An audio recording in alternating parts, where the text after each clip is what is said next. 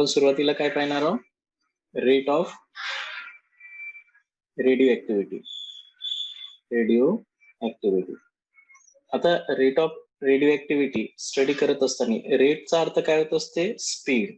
म्हणजे एखादं radio active nucleus जर असेल, सपोज हे एक रेडिओ ऍक्टिव्ह न्यूक्लियस आहे आणि या रेडिओ ऍक्टिव्ह न्यूक्लियस मधून अनस्टेबल रेडिओ ऍक्टिव्ह न्यूक्लियस आहे, तर तुम्हाला माहिती आहे याच्यामधून spontaneously and continuously emission of alpha, beta आणि गॅमा रेडिएशन्स एमिट होत असतात. अल्फा, बीटा आणि गॅमा रेडिएशन्स एमिट होत असतात.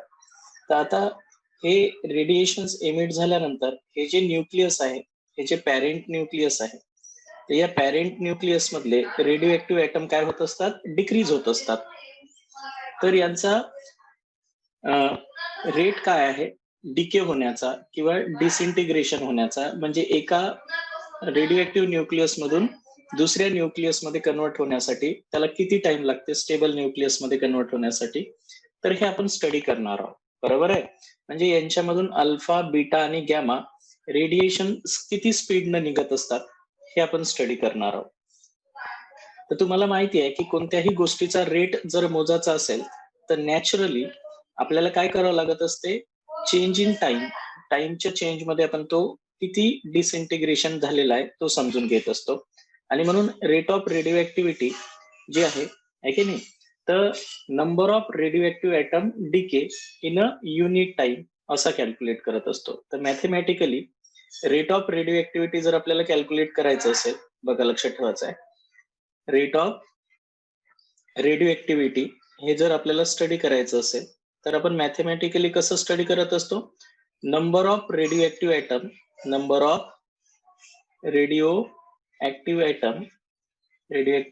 Atom disintegrate. काय होणार आहे? डिसइंटिग्रेट. किती रेडिओ ऍक्टिव्ह ऍटम डिसइंटिग्रेट होत असतात अपॉन द टाइम टेकन किंवा change in time. Number of radioactive atom disintegrate in change in time. किती टाइम मध्ये हे डिसइंटिग्रेट होत असतात त्याला आपण त्याचा काय म्हणत असतो? रेट म्हणत असतो.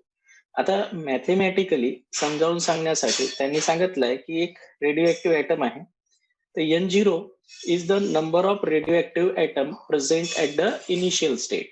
आहे की नाही? हे काय आहे? Number of radioactive atom आहे.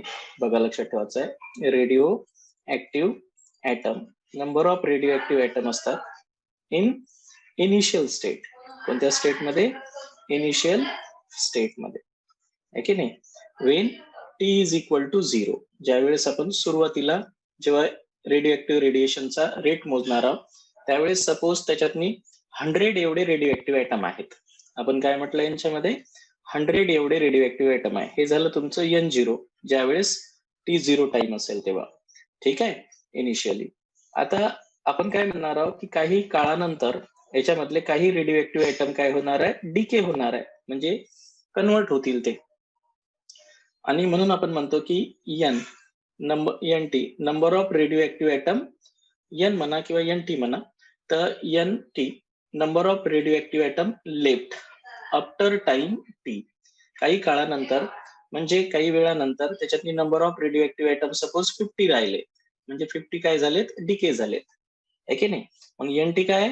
Number of radioactive atom left राहणार आहे की नाही? लेफ्ट ऍट टाइम टी या टाइम साठी. समजलं? लक्षात आलं? म्हणजे फायनल टाइमला. Therefore the rate of radio activity, काय म्हणू आपण? रेट ऑफ रेडिओ ऍक्टिव्हिटी एखाद्या रेडिओ ऍक्टिव्ह सबस्टन्सचा जो रेट आहे तो आपण कसा कॅल्क्युलेट करणार आहोत? आपण मायनस साइन पुटअप करत असतो त्यांच्या समोर. त्याचं कारण आहे की हा डिक्रीज होऊन राहिला आहे, त्याच्यामुळे जी व्हॅल्यू आहे चेंज इन वाली ती निगेटिव्ह येते. निगेटिव्ह पॉझिटिव्ह होईल. Rate is never negative. Rate कधीच निगेटिव्ह नसते. म्हणून आपल्याला त्या इक्वेशनच्या समोर, मॅथमॅटिकल इक्वेशनच्या समोर निगेटिव्ह साइन पुटअप करावं लागते. आणि म्हणूनच आपण रेट ऑफ रेडिओ ऍक्टिव्हिटी हे जे आहे की नाही, इज इक्वल टू मायनस काय करणार आहोत? Number of radioactive atom decay किती झाले, तर हे कसं काढत असतो आपण, फायनल मायनस इनिशियल. चेंज जो आहे तो फायनल मायनस इनिशियल असतो. फायनल टाइम होता आपला टी आणि इनिशियल टाइम होता T0 आपला, आहे की नाही. अशा प्रकारे चेंज इन टाइम हे वाला जे आहे number of radioactive item disintegrate म्हणजे NT मायनस N0. आता हे NT मायनस N0 ची व्हॅल्यू जी असते ते निगेटिव्ह येते, आहे की नाही. NT मायनस N0 ची व्हॅल्यू निगेटिव्ह येते. जसं मी जर आता इथे तुम्हाला सांगितलं असतं की NT तुमचे किती राहिले, 50 राहिले आणि टोटल किती होते, 100, त्याच्यामुळे -50 येते आणि म्हणून मायनस मायनस प्लस होण्यासाठी आपण हे मायनस साइन पुटअप करत असतो. आता हा तर लार्ज चेंज झाला, म्हणजे खूप मोठ्या टाइम साठी आहे. आपण स्मॉल टाइम इंटरव्हल साठी याचा चेंज मोजत असतो. स्मॉल टाइम साठी आपण स्मॉल डी घेत असतो, बघा लक्षात ठेवायचं आहे. आणि लार्ज टाइम इंटरव्हल साठी कॅपिटल डेल्टा घेत असतात. तर तुम्ही काय म्हणसाल, रेट ऑफ रेडिओ ऍक्टिव्हिटी, आहे की नाही. तुम्ही स्मॉल टाइम इंटरव्हल साठी जर काउंट करत असाल तर आपण काय म्हणणार आहोत, rate of radioactivity. Rate of radioactivity ही काही रेट ऑफ रेडिओ ऍक्टिव्हिटी जी असते, आहे की नाही, ते स्मॉल टाइम इंटरव्हल साठी जर कॅल्क्युलेट केली तर ती येणार आहे DN upon DT. Small change in small number of small amount of radioactive item in a unit time interval. आता हे DT काय आहे माहितीये का, एक युनिट टाइम इंटरव्हल आहे. युनिट टाइम इंटरव्हल म्हणजे 1 सेकंदही घेऊ शकतो आपण, 1 मिनिटही घेऊ शकतो, आहे की नाही. 1 डे सुद्धा घेऊ शकतो, 1 वीक सुद्धा घेऊ शकतो. ते डिपेंड आहे आपला 1 इयर सुद्धा घेऊ शकतो, बरोबर आहे की नाही. युनिट टाइम मध्ये एका फिक्स युनिट टाइम मध्ये त्यामधून किती रेडिओ ऍक्टिव्ह आयटम काय होत असतात, चेंज होत असतात, डिसइंटिग्रेट होत असतात, दुसऱ्या न्यूक्लियस मध्ये कन्वर्ट होतात, ते आपण त्याचा रेट कॅल्क्युलेट करणार आहोत. म्हणजे आपण लार्ज टाइम इंटरव्हल साठी किती चेंज होऊ शकते हे पाहतो.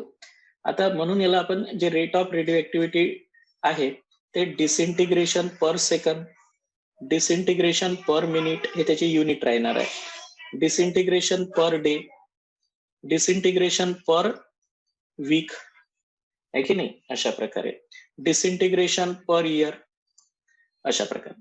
म्हणजे एखादा रेडिओ ऍक्टिव्ह आयटम जर असेल आणि तो खूपच कमी डिके होत असेल, आहे की नाही, जसं एखादा रेडिओ ऍक्टिव्ह आयटम आहे यांच्यामधून जे रेडिएशन्स एमिट होणार आहेत, आहे की नाही, अल्फा बीटा गॅमा रेडिएशन जे म्हणतो आपण, तर हे याचा रेट खूप स्लो आहे.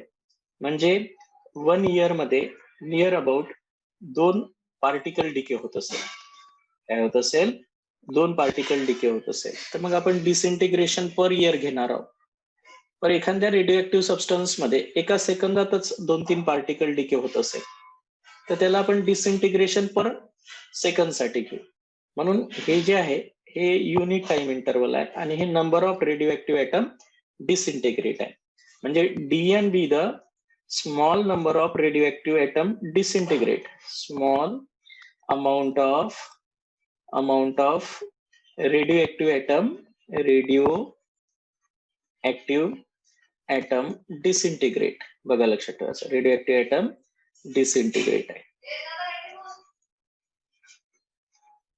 बरोबर आहे. In a small time interval, DT म्हणजे काय असते, small time interval, small time interval. इथपर्यंत सर्वांच्या लक्षात आलं मी काय सांगितलंय ते. त्याच्यामुळं हे जे रेट ऑफ रेडिओ ऍक्टिव्हिटीचं इक्वेशन्स आहे आपल्या समोर, हे जे आपण रेट ऑफ रेडिओ ऍक्टिव्हिटीचं इक्वेशन्स इथं मांडलेलं आहे ते आपल्यासाठी खूप महत्वाचं असते. समजलं, लक्षात आलं. म्हणजे याच्यावरूनच आपण याची डेफिनेशन्स करत असतो. हे जे रेट ऑफ रेडिओ ऍक्टिव्हिटी आहे, रेट ऑफ रेडिओ ऍक्टिव्हिटी, याची डेफिनेशन्स पाठ करायची नाही. It is the number of radioactive atom disintegrate in a unit time interval. It is the number of radioactive atom disintegrate in a unit time interval is called as rate of radioactivity. आता rate of radio जर हाय असेल, बघा लक्षात ठेवायचं, जर rate of radio value high value असेल, आहे ना, they are highly reactive nucleus, means they are highly unstable, म्हणजे they are more radioactive nucleus, more radioactive nucleus ते more radioactive nucleus असते. जर त्यांचा जर न्यूक्लियस मधून जो डिसइंटिग्रेशन होण्याचा रेट आहे म्हणजे अल्फा बीटा गॅमा रेडिएशन्स निघण्याचा रेट जर फास्ट असेल तर ते मोर रेडिओ ऍक्टिव्ह न्यूक्लियस असतात, हायली अनस्टेबल न्यूक्लियस असतात. आणि यांचा जर हे जी व्हॅल्यू असेल हे लो व्हॅल्यू असेल, बघा लक्षात ठेवायचं आहे, लो व्हॅल्यू असेल म्हणजे खूप कमी असेल, एका वर्षात 2 पार्टिकल निघून राहिले, तर they are not much dangerous आणि they are less radioactive nucleus. Less radioactive nucleus means they are not dangerous. हे डेंजरस राहणार नाही. बरोबर आहे की नाही? मी काय काय सांगून राहिलो हे लक्षात येऊन राहिलं तुमच्या? आता बघा, तर हे जे आपण समजून घेऊन राहिलेलं की रेट ऑफ रेडिओ ऍक्टिव्हिटीची डेफिनेशन समजून घेतली आपण. काय रेट ऑफ रेडिओ ऍक्टिव्हिटीची definition? The number of radioactive atom disintegrate in a unit time interval is called as rate of radioactivity. आता हा जो रेट ऑफ रेडिओ ऍक्टिव्हिटी आहे, ही जी रेडिओ ऍक्टिव्हिटीची स्टडी आहे ही फर्स्ट ऑर्डर कायनेटिक्स फॉलो करते. काय असते हे? फर्स्ट ऑर्डर रिएक्शन असते. आता हे फर्स्ट ऑर्डर रिएक्शन काय आहे तेही समजून घेऊ आपण, लक्षात ठेवायचं आहे. तर आपण एक लॉ मांडलेला आहे, डीके लॉ किंवा डिसइंटिग्रेशन्स लॉ. बघा लक्षात ठेवायचं. नेक्स्ट पॉइंट आपण समजून घेतला होता, कोणता पाहणार आपण? DK law. डीके लॉ म्हणतात त्याला, और disintegrations law. Disintegration law, disintegrations law, decay law किंवा डिसइंटिग्रेशन्स लॉ. आता हे डीके लॉ किंवा डिसइंटिग्रेशन्स लॉ काय आहे हे मी थोडक्यात तुम्हाला एक एक्सप्लेनेशन समजावून सांगतो. सपोज आपलं एक रेडिओ ऍक्टिव्ह न्यूक्लियस आहे की नाही? याच्यात 100 रेडिओ ऍक्टिव्ह ऍटम्स आहेत, है की नाही? याच्यात किती आहेत? 100 रेडिओ ऍक्टिव्ह ऍटम आहे ना? आणि आता याचा 50 रेडिओ ऍक्टिव्ह ऍटम मध्ये कन्वर्ट व्हायचा याला, तर याला लागते 50 रेडिओ ऍक्टिव्ह ऍटम कन्वर्ट होण्यासाठी. सपोज आता याच्यात 50 रेडिओ ऍक्टिव्ह ऍटम झाले आणि याला लागले आपल्याला 500 वर्ष, 500 इयर लागले, है ना? आता या 50 रेडिओ ऍक्टिव्ह ऍटमचं 25 रेडिओ ऍक्टिव्ह ऍटम मध्ये कन्वर्ट होण्यासाठी ही तेवढेच वर्ष लागतात, 500 इयर्सच लागतात 25 होण्यासाठी. त्याही नंतर हे जे रेडिओ ऍक्टिव्ह ऍटम आहे आता 25, यातले या 25 रेडिओ ऍक्टिव्ह ऍटम मधले 12.5 रेडिओ ऍक्टिव्ह ऍटम रिमेन राहण्यासाठी, है की नाही, यालाही तेवढेच वर्ष लागते, 500 इयर्स. कळून राहिलं मी काय सांगून राहिलो होते? पण हे जे रेट आहे यांचा dn अपॉन dt, इथेही मायनस dn अपॉन dt, इथेही मायनस dn अपॉन dt सारखा राहील का? नाही. भलेही यांचा हाफ लाईफ पिरियड सेम आहे, म्हणजे इनिशियली ते किती काही असू द्या, त्यांचा हाफ होण्यासाठी तेवढेच वर्ष लागते. जर यामध्ये एक सिंगल ऍटम जरी उरला तर त्याला अर्धा ऍटम होण्यासाठी 5000 वर्षच लागल. पण यांच्यामधून रेडिएशन निघण्याचा रेट सारखा राहील का? नाही. हे जे 100 ऍटम होते यांच्यामध्ये रेडिएशन निघण्याचा रेट जास्त राहील. इथे 50 ऍटम होते यांच्यामधून रेडिएशन निघण्याचा रेट त्याच्यापेक्षा कमी राहील. इथे 25 ऍटम्स आहे म्हणून इथून अल्फा बीटा गॅमा रेडिएशन्स निघण्याचा रेट कमी होईल. आणि इथे सुद्धा number of radioactive atom decay in a unit time is decreases. मग आता हे कशावर डिपेंड आहे? Number of radioactive atom किती डिसइंटिग्रेट होणार आहे, तर त्यावेळेस त्यांच्या रेडिओ ऍक्टिव्ह न्यूक्लियस मध्ये number of radioactive atoms किती आहे प्रेझेंट, यांच्यावर त्यांचा डीके रेट डिपेंड आहे की नाही? म्हणून मी जर हे स्टेटमेंट लिहितो म्हटलं तर बघा, मला पहिले फॉर्म्युला लिहायचा आहे आणि डीकेचा फॉर्म्युला म्हणजे डीके लॉ किंवा डिसइंटिग्रेशन लॉचा फॉर्म्युला लिहायचा आहे.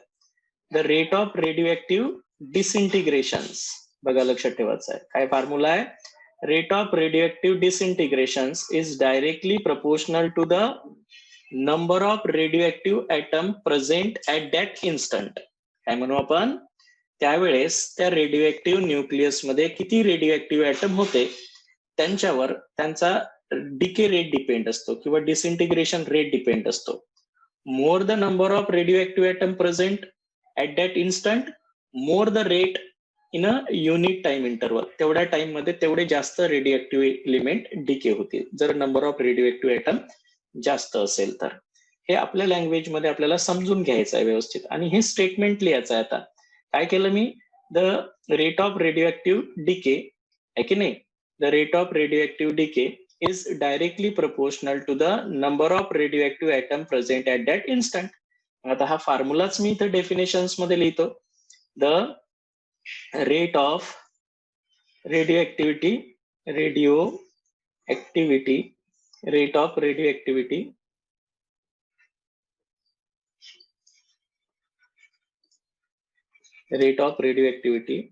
is directly proportional to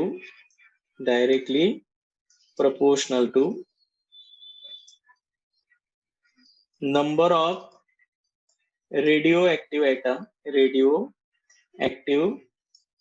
atom present at that instant. म्हणजे त्यावेळेस त्यांच्यामध्ये किती रेडिओएक्टिव्ह ऍटम होते त्यांच्यावर त्यांचा रेट ऑफ रेडिओएक्टिव्हिटी डिपेंड असते. त्याच्यामुळे तुम्ही जो फॉर्म्युला लिहिला हा फॉर्म्युला तुमच्या लक्षात आला असेल. आता -dn अपॉन dt हेच स्टेटमेंट आहे त्याचं. Rate of radioactive decay is directly proportional to number of radioactive atom present at that instant. Clear आहे. आता आपल्याला माहिती आहे की हे डायरेक्टली प्रोपोर्शनल एका कॉन्स्टंट मध्ये कन्वर्ट करणार आहोत आपण, आहे की नाही. डायरेक्टली प्रोपोर्शनल एका कॉन्स्टंट मध्ये कन्वर्ट करणार आहोत. मग आता मी -dn upon dt is equal to lambda into n. एक लॅमडा कॉन्स्टंट घेतला, हा आहे lambda is called as decay constant. काय म्हणतो आपण याला, डीके कॉन्स्टंट. आता हे decay constant lambda is called as decay constant, याला आपण काय म्हणतो, डीके कॉन्स्टंट म्हणतो किंवा डिसइंटिग्रेशन कॉन्स्टंट म्हणतो.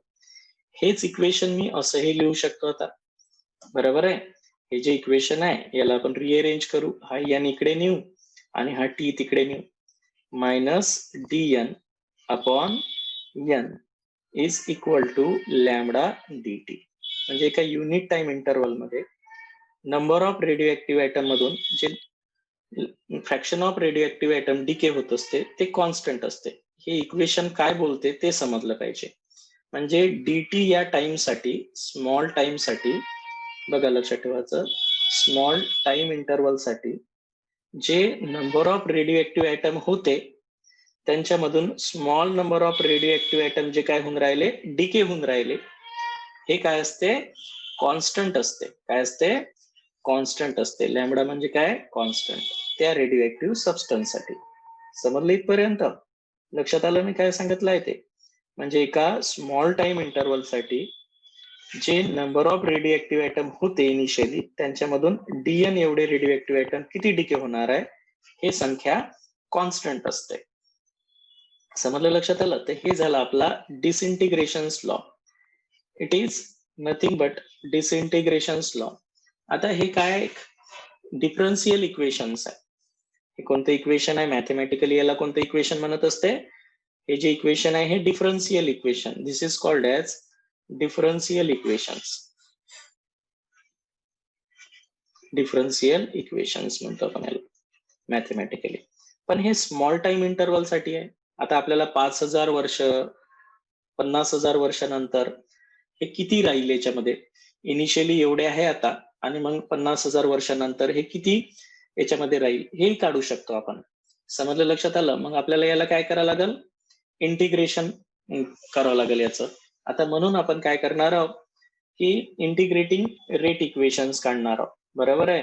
म्हणजे जे लार्ज टाइम इंटरवल मध्ये आपला जो ओरिजिनल रेडिओएक्टिव्ह सबस्टन्स होता त्यामध्ये नंबर ऑफ रेडिओएक्टिव्ह ऍटम किती डिके झाले, किती राहिले हे आपल्याला कॅल्क्युलेट करायचं आहे, बरोबर आहे की नाही. इथपर्यंत समजलं मी काय म्हटलं आहे तुम्हाला?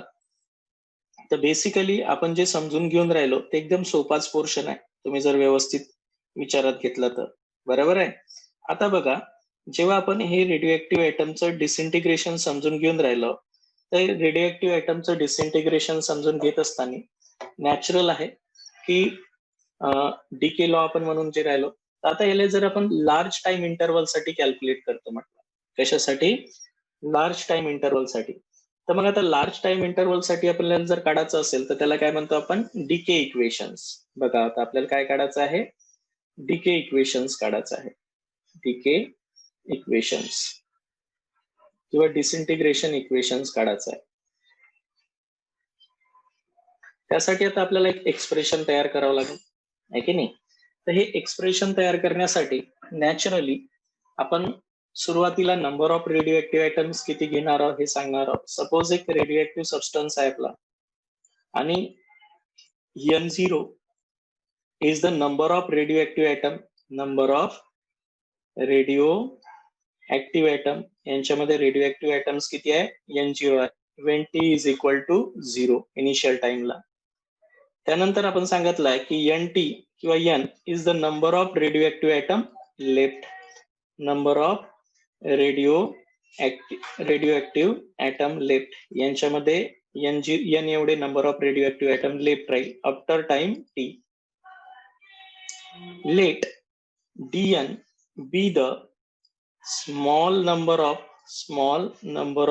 radioactive atom disintegrate काय होत असेल किंवा डिके होत असेल इन small time interval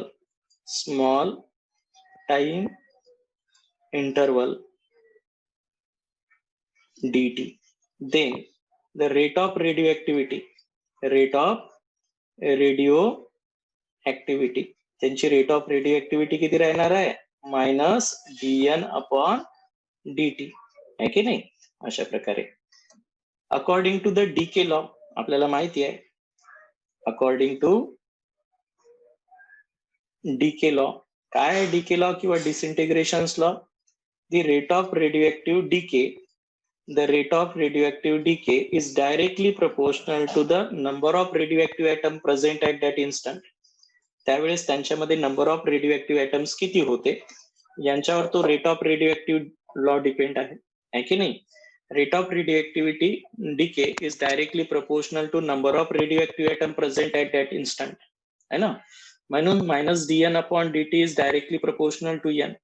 आपण याला काय करणार आहोत? dn upon dt is equal to lambda into n. आता हे काय? कॉन्स्टंट आहे, डीके कॉन्स्टंट म्हणतो आपण लॅमडा म्हणजे. आता मी हे रिअरेंज करतो, काय करतो? रिअरेंज करतो दॅट इक्वेशन्स. याला रिअरेंज करतो म्हणजे n इकडे नेतो. मायनस dn म्हणजे fraction of radioactive item disintegrate. n is the total number of radioactive item present आणि lambda is the decay constant आणि dt is the small time interval. This is the differential equations. Means number of radioactive item decay is constant किती असते एका छोट्या time interval साठी माहिती आहे, पण आपल्याला हे कशासाठी काढायचं आहे? लार्ज टाइम इंटरवल साठी काढायचं आहे. When t is equal to 0 to t is equal to t म्हणजे हजारो वर्षासाठी काढायचं आहे ना? म्हणून आपण काय करतो? इंटिग्रेटिंग द अबाव इक्वेशन्स, या वरच्या इक्वेशन्सला इंटिग्रेशन मध्ये टाकतो. हे स्मॉल टाइम इंटरवल मध्ये किती चेंज आहे हे जर आपल्याला माहिती असेल तर आपण लार्ज टाइम इंटरवल साठी ते किती राहणार आहे हे काढत असतो. म्हणून इंटिग्रेटिंग दी अबाव इक्वेशन्स या इक्वेशन्सला आपण काय करणार आहोत? इंटिग्रेट करणार आहोत बाय पुटिंग द लिमिट्स. बघा लक्षात ठेवायचं. तर हे इंटिग्रेशनचं अप्लिकेशन्स आहे, ते तुम्हाला समजलं पाहिजे.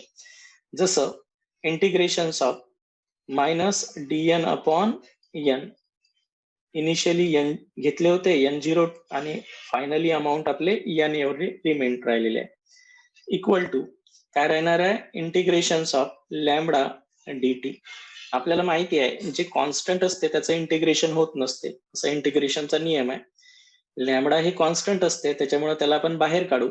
ज्याचं चेंज होत असते त्याचंच इंटिग्रेशन होत असते. तर चेंज हे नंबर ऑफ रेडिओ ऍक्टिव्ह आयटमही होऊन राहिले आणि टाइमही चेंज होऊन राहिला. 0 टू t टाइम साठी काढायचा आहे. म्हणजे आपल्याला 5,000 वर्षासाठी काढायचं असेल तर 0 टाइम पासून तर 5,000 वर्षानंतर त्याच्यामध्ये किती लेफ्ट राहते हे काढायचं आहे. पण आपल्याला शॉर्ट टाइम इंटरव्हल साठी माहिती आहे एवढं डीके होते म्हणून. पण आपल्याला लार्ज टाइम इंटरव्हल साठी काढायचा आहे, म्हणून आपण त्याला इंटिग्रेशन मध्ये टाकलं. आता हे मायनस साइन इंटिग्रेशनच्या बाहेर काढतो मी. N0 आणि N number of radioactive atom initially एवढे होते, किती रिमेन राहिले ते काढणार आहोत आपण आता. dn upon n minus sign तर बाहेर काढला आपण.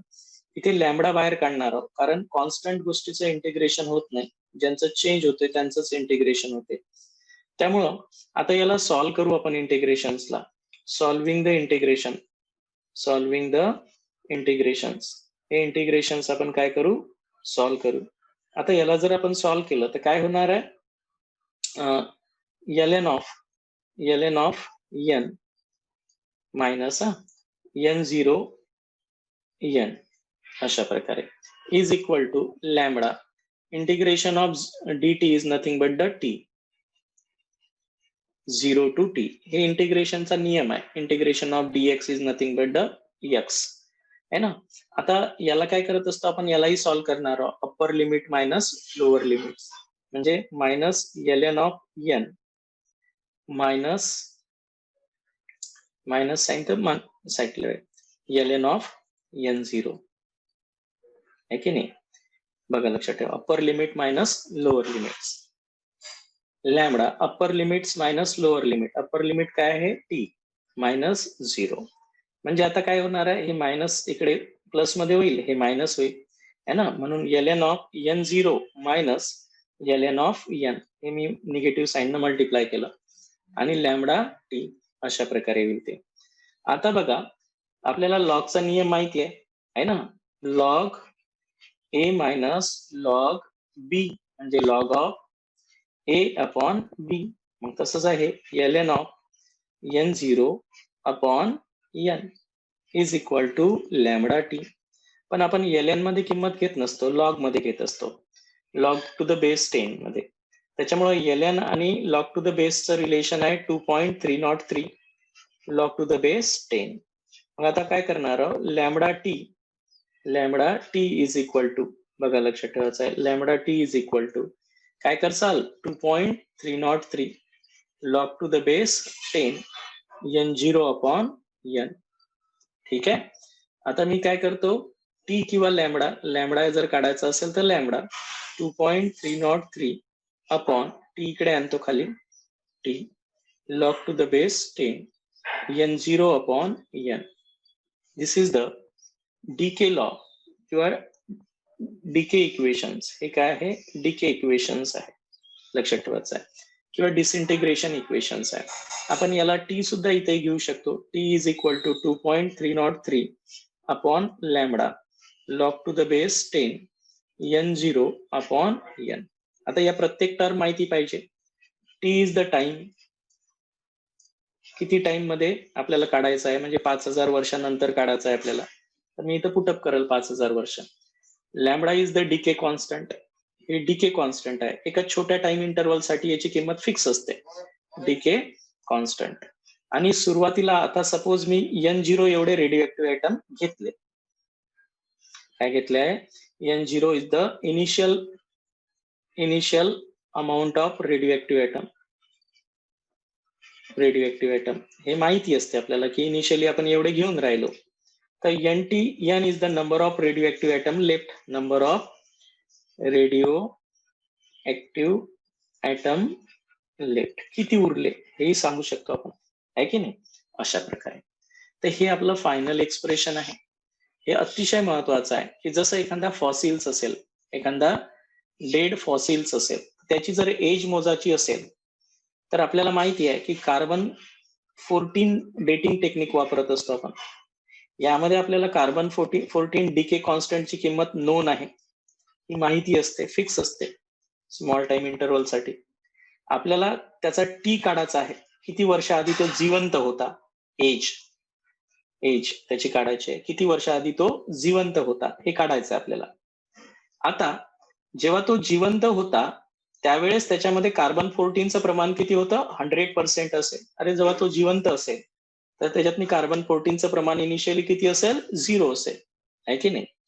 लॅम्बडा माहिती आहे तुम्हाला, टी काढायचं आहे, इनिशियल अमाऊंट माहिती होतं. आणि आता जर सॅम्पल भेटलं आपल्याला, जे काही सॅम्पल आपल्याला भेटलं फॉसिल्स, त्याच्यामध्ये किती अमाऊंट लेफ्ट कार्बन 14चं राहिलं हे सुद्धा आपल्याला माहिती करता येते. म्हणजे आता सध्या जे सॅम्पल भेटलं इतक्या वर्षानंतर ते मेलेलं सॅम्पल, आपण त्याचं सॅम्पल घेतलं आणि त्या सॅम्पल मध्ये कार्बन 14चं प्रमाण किती राहिलं, सपोज हे 35% राहिलं असेल, तर इथे ही व्हॅल्यू पुटअप करायच्या. लॅम्बडाची व्हॅल्यू पुटअप करायची, N0 ची व्हॅल्यू पुटअप करायची, N ची व्हॅल्यू पुटअप करायची. तुम्हाला त्या फॉसिलची एज कळते, किती वर्ष आधी तो जिवंत असेल हे तुम्हाला याच्यावरून कळते. क्लिअर होऊन राहिलं मी काय सांगितलंय ते. आणि म्हणून हे जे म्हणतो ना आपण की या काळातनी हा प्राणी जिवंत होता, आहे की नाही. आपण सांगतो जुरासिक पार्क नावाचा पिक्चर पाहिला आपण, त्यात सांगितलेलं आहे की बा डायनासोर या काळात जिवंत होते, आहे की नाही. ते असे अॅनिमल होते, त्याचे फॉसिल्स भेटले. आणि मग ते कसं काय माहिती झालं की ते इतक्या वर्ष आधी जिवंत होते, ते या फॉर्म्युल्यानुसार माहिती झालं. आता जे त्यांच्या बोन्स भेटल्या म्हणजे हड्ड्या भेटल्या आपल्या भाषेत, त्यांचे जे बोन्स भेटल्या त्या बोन्स मध्ये कार्बन 14चं प्रमाण किती राहिलं हे आता आपण काढलेलं आहे, रिमेन. आणि इनिशियली तो जेव्हा जिवंत होता तेव्हा त्याच्यात कार्बन 14 100% असते, कारण जिवंत असताना आपल्या बॉडीमधून कार्बन 14 डिके जरी झाला तरी आपण जिवंत असताना आपण जे फूड मटेरियल खातो त्याच्यातून आपल्याला कार्बन 14 भेटतेच आणि त्याच्यामुळे ते 100%च राहते. जसाही तो डिके म्हणजे मरून जाईल तर त्याच्यानंतर त्याच्या हड्डीमधून त्याच्या बोन्स मधून कार्बन 14 डिके होणं स्टार्ट होईल. आता तो डिके किती झाला आहे की नाही, कारण त्याला डिके होण्यासाठी खूप वर्ष लागतात. तर डिके किती झाला आणि म्हणून तो रिमेन किती राहिला यांच्याहून आपण काय काढू शकतो, त्या फॉसिलची एज काढू शकतो. तुम्ही बायोलॉजी मध्ये ऐकता की हा प्लांट, हे प्लांट फॉसिल आहे, हे इतक्या वर्षाआधी जिवंत होतं. हे अॅनिमल आपल्याला जे फॉसिल्स भेटले त्याचे ते इतक्या वर्षाआधी हा जिवंत होता. तर हे या फॉर्म्युल्यानुसार काढलेला आहे. कोणता फॉर्म्युला आहे? टी एज काढायचा आहे आपल्याला त्याचा. तर 2.303 upon 2.303 upon lambda log to the base 10 N0 upon N. या गोष्टीहून आपण त्यांची काय काढू शकतो, एज काढू शकतो. एज ऑफ दॅट फॉसिल्स हे कॅल्क्युलेट करता येत असते. समजलं इथपर्यंत सर्वांना? लक्षात आलं? तर हे खूप महत्वाचा पार्ट आहे आपला. आता आज आपण 3 पोर्शन पाहिले याच्यातले. रेट ऑफ रेडिओ ऍक्टिव्हिटी, फॉर्म्युले लक्षात ठेवा.